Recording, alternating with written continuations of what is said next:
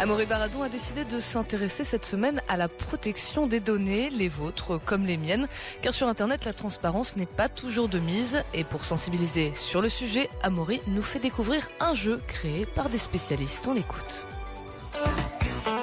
Le 28 janvier, c'est-à-dire ce samedi, c'était la journée internationale de la protection des données qui a vu le jour sous l'impulsion du Conseil de l'Europe. Son but, sensibiliser sur l'impact des technologies sur nos informations privées et nous apprendre à mieux les protéger. Pour info, le Maroc a adhéré au premier texte international contraignant en la matière, la Convention 108 du Conseil de l'Europe qui vise à protéger les personnes du traitement automatisé des données personnelles. La Commission nationale de contrôle de la protection des données à caractère personnel, la CNDP, est amenée à traiter de plus en plus de dossiers, mais bien des efforts restent encore à faire de la part de nombreux acteurs et elle se dit encore surtout dans la sensibilisation. D'ailleurs, plusieurs prix viennent d'être remis dans le royaume à l'occasion de la première édition de Kun Halabal qui récompense des youtubeurs marocains s'étant exprimés sur la thématique. السلام عليكم أصدقائي لازم تعرفوا واحد الحاجة مهمة وهي أن المعلومات الشخصية ديالنا والمعطيات الخاصة بحياتنا الشخصية ولات معرضة لواحد الخطر جديد. Et pourquoi ne pas essayer alors d'en apprendre plus via un jeu? C'est l'idée qu'ont eu des journalistes de la RTS, la radio-télévision suisse, avec la collaboration de DNS Studios et de plusieurs experts en concevant Dattack, un jeu disponible en 4 langues dont le français. Julien Schechter est journaliste et producteur pour la RTS. Sur l'émission de radio On en parle, sur la première, c'est l'un des concepteurs du jeu.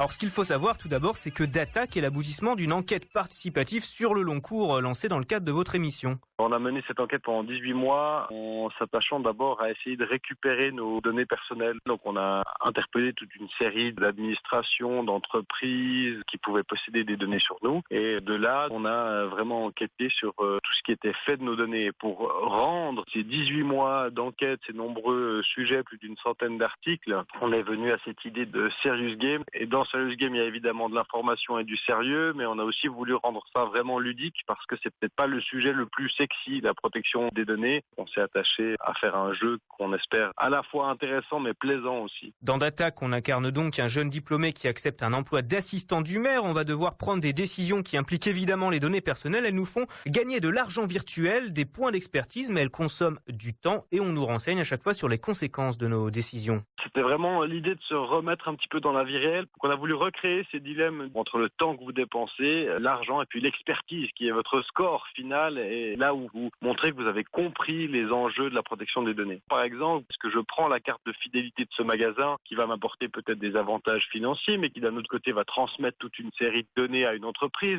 Et puis cette fonction d'assistant du maire fait qu'on doit prendre des décisions pour soi-même et des décisions collectives. Donc à peu près tous les domaines sont abordés, chez soi ou au travail, Internet, réseaux sociaux, données commerciales, sanitaires, surveillance institutionnelle. Cela se base beaucoup sur la législation suisse, mais les problématiques sont souvent les mêmes dans beaucoup de pays.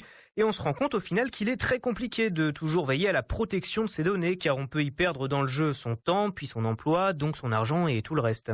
Si on fait tout juste, on va assez vite perdre dans le jeu, ou tout juste entre guillemets, parce qu'il n'y a pas vraiment de juste. On n'essaye pas d'être moralisateur. Tout ce qu'on essaye, c'est de présenter les enjeux de la protection des données pour que les gens puissent faire un choix en connaissance de cause. C'est pas forcément tout noir ou tout blanc.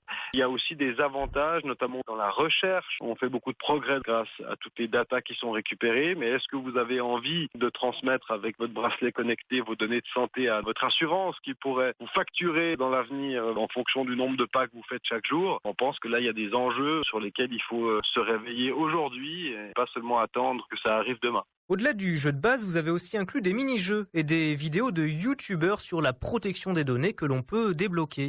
C'est des youtubeurs suisses romans qui avaient aussi envie de promouvoir une certaine sensibilisation, notamment auprès des jeunes qui n'écoutent pas forcément la radio, qui lisent peut-être un peu moins les journaux. Donc ces vidéos sont là pour rendre le jeu plus ludique, puis les mini-jeux également, mais derrière, il y a toujours un enseignement sur l'enjeu de la protection des données. Est-ce que vous avez l'impression justement qu'il est difficile aujourd'hui de sensibiliser les plus jeunes à la protection des données? C'est vraiment difficile, mais pas que les jeunes, parce que quand on entend les gens nous dire « Ah, mais moi j'ai rien à cacher, ça m'est égal ». Pourtant, cette personne, si vous lui demandez de vous donner son portable pour que vous puissiez regarder les photos et ses derniers chats avec ses amis, la personne va refuser. Et pourtant, ces grands groupes de messagerie comme WhatsApp sont peut-être pas aussi privés qu'on le pense.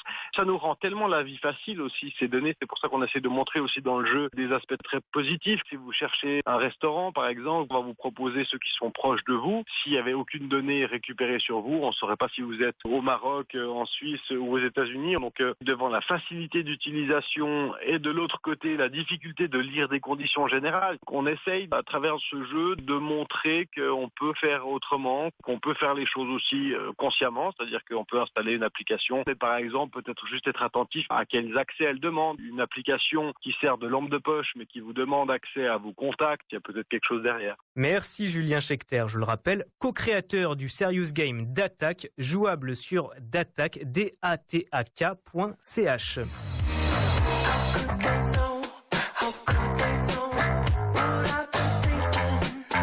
Et cette semaine, aux États-Unis, Donald Trump a adopté un décret qui permet aux agences de renseignement d'exclure des citoyens non américains de la protection des données permises par leur Privacy Act. Et cela pourrait aussi avoir des conséquences sur des mesures durement négociées par l'Union européenne qui visaient à protéger les données des citoyens européens exportées notamment par les géants du web sur les serveurs américains. Allez, bon surf et à la semaine prochaine.